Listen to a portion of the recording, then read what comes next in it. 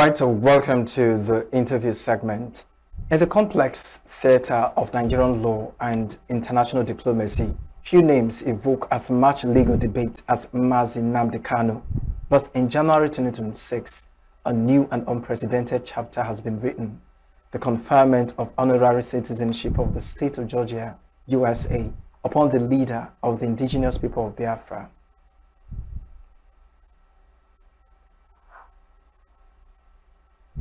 While Kanu remains in a Sokoto prison following his 2025 conviction for the terrorism-related charges, this symbolic gesture from the American South has sent shockwaves through legal circles.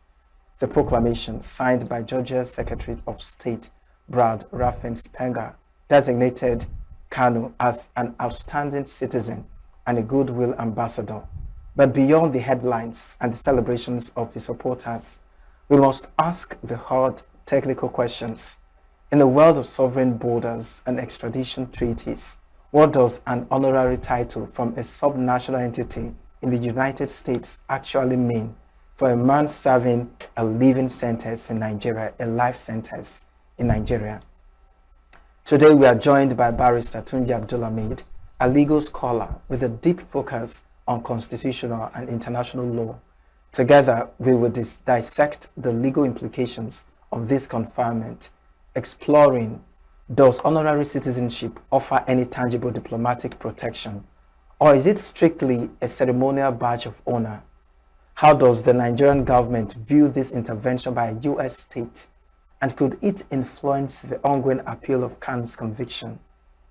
Tonight, we're looking at the topic: the conferment of honorary citizenship on Nnamdi Kanu, legal implications. All right, Barrister Tunji Abdulhamid, good evening and welcome to Signature Evening. Good evening, thank you for having me. It's my pleasure to be with you. All right, very great to have you. Thank you for joining us. All right, the question on the lips of many Nigerians, looking at this honorary citizenship on Nnamdi Kanu, should the government of the Georgia state ask for their citizen, what would it look like for Nigeria? Should they ask for their citizen? If their citizen is not fit, they cannot take their citizen. It's like saying that Nigeria should go and say we want a Koromadu. Then the UK, will they give it to us? It's not a free citizen as it is now in Nigeria. No matter which country you belong, even if you are still a US citizen and you are facing trial in another country, or you have been convicted in that country, they cannot just come and pick you in any way in that manner. They can use international diplomatic relationship to resolve the matter and see what they can do. But it's not automatic. It's not a right to say because he's a citizen, he cannot be serving prison in your country, and then you must return the person to us. It doesn't change anything. It's just an honorary. Honorary citizenship does not change the fact that Nnamdi Kanu has been convicted in Nigeria and is serving prison. And until that prison is served, or until he is released by the government of Nigeria, nobody can claim him and say because he's a citizen, he must return back to us. Now, you mentioned that it does not really, change anything. I may not be fully, or I'm not, fully aware of the law, but seeing that no two countries share the same constitution, I wouldn't know what the constitution of the Georgia state is, where they, why they decided to confer an honorary citizenship. But with the constitution of Nigeria, what are the implications if a foreign country decides to confer, whether it's law abiding or not? But seeing that this is conferred on a convicted person, what are the implications of this conferment generally? Yeah, there's no more. Like I said, there's no implication. It's their own. It's at their discretion to honor whoever they want to honor, whatever they want to give anybody. If they want to give it to anybody they want to give their citizenship to, they have the right to do so. Nigeria too also award honorary citizens to people. We give people we made them citizens of Nigeria, even though they are not ordinarily naturally Nigerian. So if they decide to give anybody their citizenship, particularly now become they are speaking now. giving it to him will not change the fact that, like I said earlier on, the fact that Nnamdi Kanu is serving sentence in Nigeria and is not a free person. So he may not be able to go there and do anything. But after being released, if there's any political arrangement, because it may not be there for a long time if there's not any political arrangement. There's nothing they will do. So it's not about the fact that the honorary award is regulated by their own country law, not our law. So if their law, the law of their country allows, if it allows them to give anybody, even if you are serving, you are convicted, you are this and that citizen, then so be it. In our own country, if you are a convicted person, you may not be qualified to be awarded that kind of citizenship. Because even as in Nigeria, if you are convicted, you may not even be able to contest the election and do some things in our country, talking of even elsewhere. So it is if their own law permit, I don't know much about their law. If their law permits that particular arrangement, it will be it. But that will not affect the sentence being served by Mr. Nnamdi Kanu in Nigeria. All right. Barrister Tunji, could the legal team of Nnamdi Kanu use this citizenship, honorary citizenship on Nnamdi Kanu from the Georgia state as an asylum-related or human rights-related defense, to seek his release? Do you think they could face any hurdle while doing this? And what is your perspective to that point of view? It's not even legally allowed. It's not even possible, except that, like I said, except there's a political arrangement. You cannot be a genuine grant under the law to say because this man is our citizen and he's serving a sentence in your country, release him to us. Yeah, if there's an arrangement between the two countries. If a citizen of US that they will call a powerful citizen now today, if he's serving sentence in Nigeria, Donald Trump will not come and say, I'm picking him. I said that arrangement, except he wants to use force. And then that will not be normal. That will not be the way to go about it. So except he wants to go contrary to the law and use his own force and use his own, just like he did in Venezuela, to come and pick him, then you cannot ordinarily say, I'm relying on a particular law or this is the way to go and then I'm coming to take him. So that cannot be a grant for any lawyer to argue and say because he's not a citizen of the what's the name of the country again. It cannot be. It should be allowed to go. It's not possible. It's not legally acceptable. Let's say there was a provision in the constitution of the Georgia state where their citizens, whether by birth or by honorarium, is required or is, has the privilege of freedom, right? Let's just say. And then we have on this other side of the coin, a convicted criminal, Nnamdi Kanu.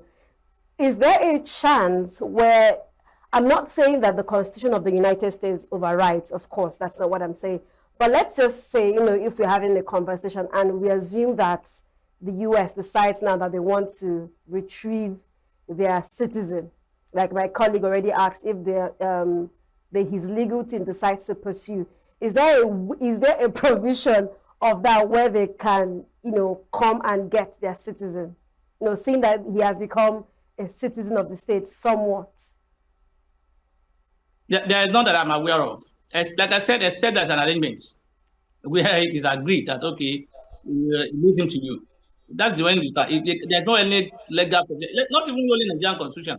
I just give you an example of Senator Nnamdi. Can we go to UK and say because our citizen, then release him to us? We have so many Nigerians who are serving sentence in US.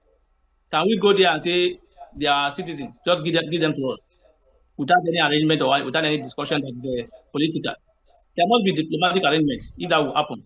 It's not a right. It's a right to say, look, it's my right since I am a citizen of another country, I must go. No, it's not. Except there's that arrangement between the two countries is not possible. So it cannot be used as a legal argument to say it's a Georgian citizen have him, and then you must release him to us. Or you say, no, this case must not be quashed, or the sentence must be quashed, or must be set aside because he's now a citizen. That will not work. That does not have a place in any legal system, not only in Nigeria, even in any country in the world. All right, how would you say this could, help affect, fight counter-terrorism security cases in Nigeria?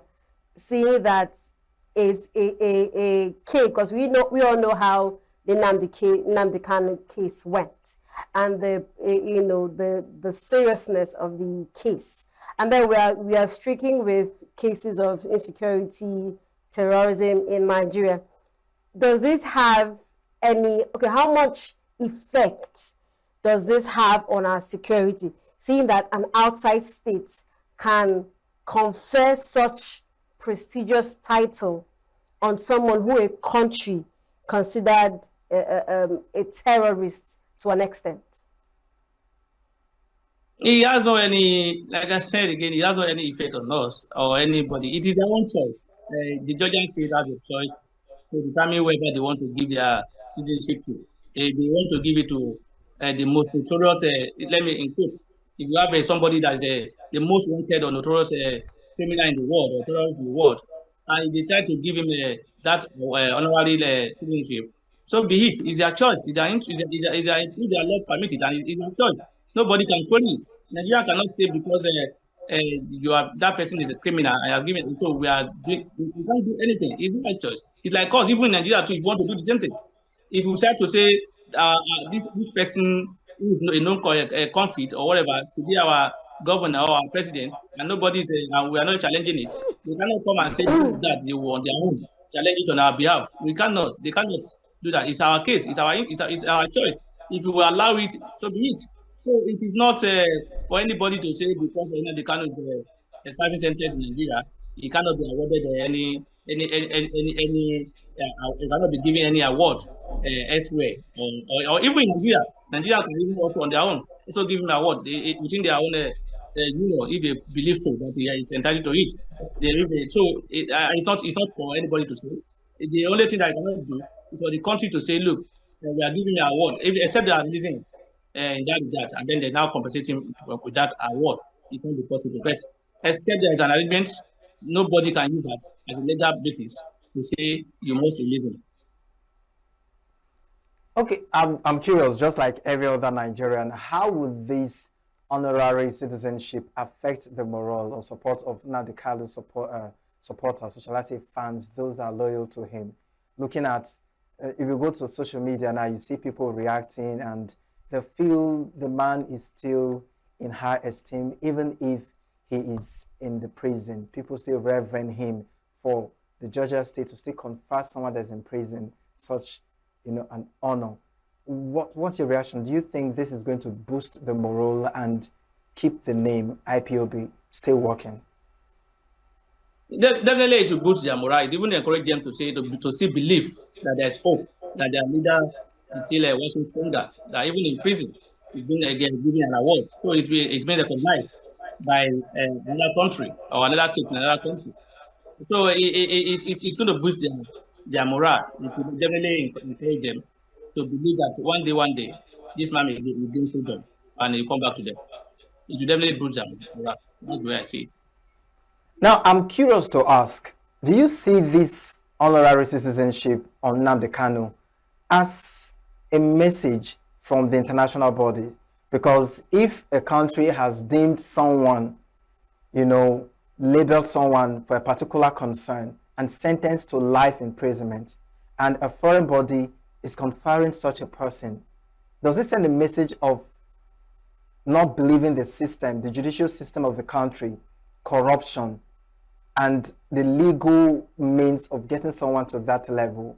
What message do you think this would send to international bodies, or what message do you think this very country is bringing? I think probably they are passing the message about that. Look, if you don't recognize this man as a man of value, as a man of popularity, as a man of good character, or whatever they call it, we recognize him. That's what they are trying to say. That, look, you do not follow this man. We follow the man, and then we recognize him as a man that should be honored.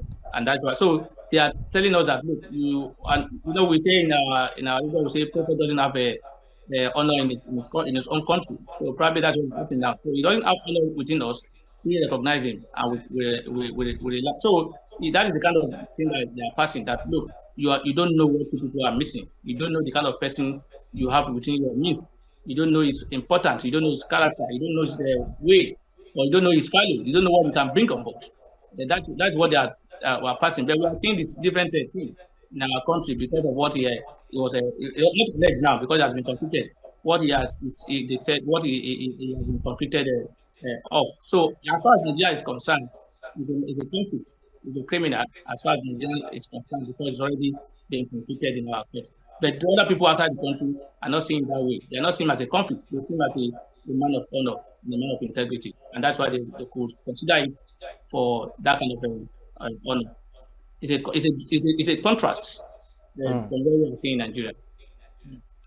Would you say this situation, because I like to call it a situation, where one country has declared someone a criminal, and then some other states, because it's not even the entire US, it's a state in the United States. Now, do you see this interfering or affecting the relationship? Because over time, we've seen the US as being very imposing, right? The US has a way of just imposing into countries and interfering with systems set up by countries. This might have been by far, one of the longest extent of an imposement. Would you say this would any way interfere or affect the relationship business-wise, traveling and every other thing with the visa rejection that is going on? Do you say this further strains the relationship between Nigeria and the United States? I'm not too sure we have any good relationship with the US in terms of business these days, or in terms of any activities or relationship. We are not that close to the US, probably because our president is not interested in the US. The president is more or less a fan of going to France and then doing whatever he wants to do. So, and the US, unlike Nigeria, where we have our state that are not independent, the states in the US are independent. They are on their own. What they are doing will not even be known to, or we not need approval of the federal in Nigeria. No governor, I'm very sure no governor in Nigeria, in any state, can do that kind of thing without the consent of the president or without even the approval. They cannot even do it. They are not that independent to say, look, this is what we're doing, this is what we're doing. They must sort and obtain approval of the federal government. So unlike in our states, they are independent. So it may not, even if it don't affect any narrative, it may be that part of the US, the Georgia state. They may be, because of that, they may say, okay, you are downplaying our integrity. We have said that somebody has been convicted for crime, and you are recognizing by giving me your citizenship. You are not respecting us. You are not respecting our law. You are downgrading. So it could be only that part of the US. It may not be generally everywhere in the US. The Trump may not even be part of it. May not even be aware of what is going on, except if reading the newspaper. Sorry. Now we are aware that the IPOB Biafra movement is considered a separatist movement, and Nnamdi Kanu is a separatist leader. Now, with this conferment, what precedent do you think this has set for future separatist movements and groups that may decide to rise in Nigeria? I don't understand your question because I do not. Although this may, like I said earlier on, it may encourage people who wants to follow the line of Nnamdi Kanu to say, look, even if I do this, if I'm convicted, some other people will value and recognize what I'm doing. If my country or my people don't even recognize it or appreciate it, he may want to throw on that and say, look, I want to be popular, I want to be known, I want to be recognized. So some people may want to follow that trend, but generally, for me, I think we cannot especially say it would be a good thing to say I want to just be in that category. People in Nigeria don't like going to prison because we don't have. So it's prison. I don't believe we have correctional center because that environment is not conducive at all. Some people will even prefer to be in prison or abroad because the environment is more conducive than even where some of them live. So they prefer to be there. So in Nigeria, it's not easy to. That's why you see whenever anybody is arrested, especially those VIP and PPIP, they get sick because they are afraid of going into the bed they lay. They lay the bed in a way that they know that, look, nobody can sleep there. So they don't want to go and sleep in the bed they know it was not properly set. So for me, that is the problem we have. You will also recall that Nnamdi Kanu does not stay in Nigeria at the time he was doing those things. If he were to be probably, if he were to be resident in Nigeria at that time, probably he would have changed his mind and probably would have even joined the group. You know, some of his colleagues have made millions and become billionaires today because they are struggling. They are fighting for their people. Some of them call themselves militants. They call them militants at that time. They call them the freedom fighters. Some of them are multi-billionaires today, and they are working with the government today, and they are enjoying themselves. So probably Nnamdi Kanu is not in that category who will compromise his principle or his interest, and probably that is why he did not back down, and he was continuing his activities of asking for. You see, it is right. It is within his right to ask for separation, but there are procedures, there are processes. That is what Nnamdi Kanu did not follow, and that is why he's facing what he's facing today. It's unfortunate.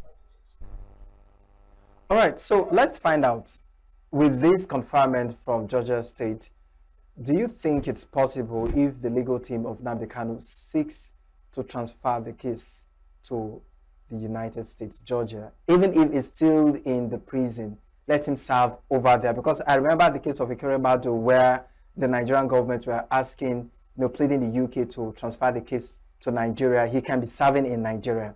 Is it also possible for him to be serving in the US, Georgia State?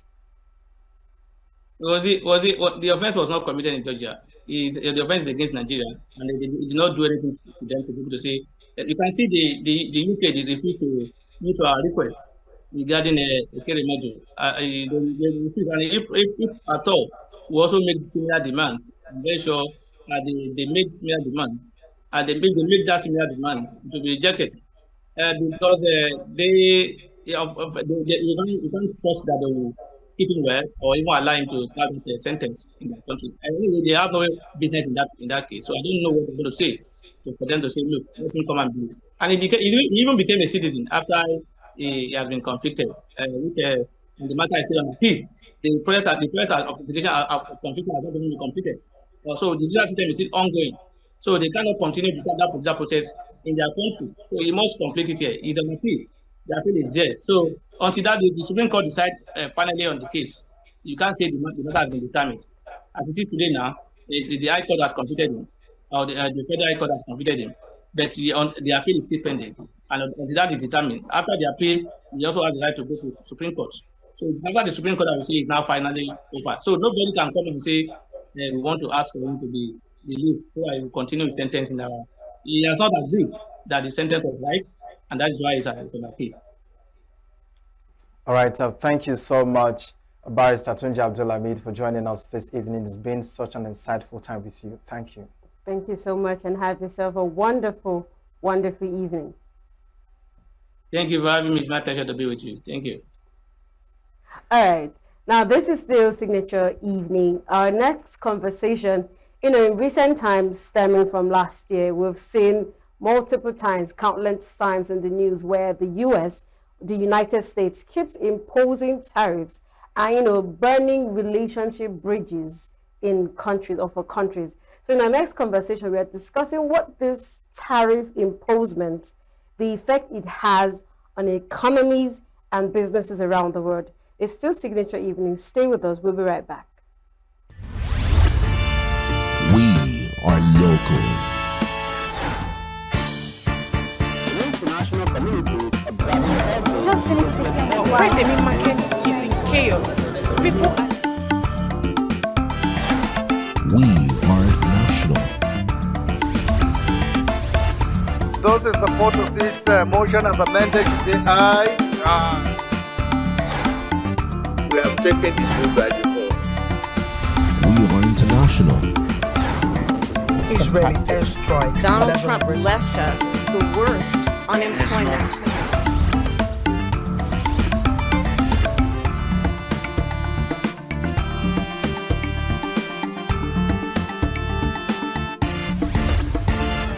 Signature TV, news in your pocket.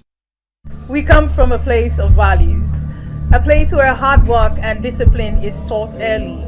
We were taught that excellence is intentional so that we stand firm, build and do our work well, rooted in the knowledge of our origins and the strength of our people. Our stories are shaped by resilience, our paths are built on consistency.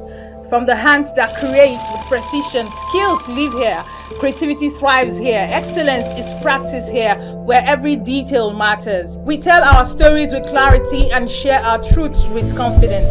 We build influence with intention, our voices reflect who we are and carry our icon. Signature TV, news in your pocket.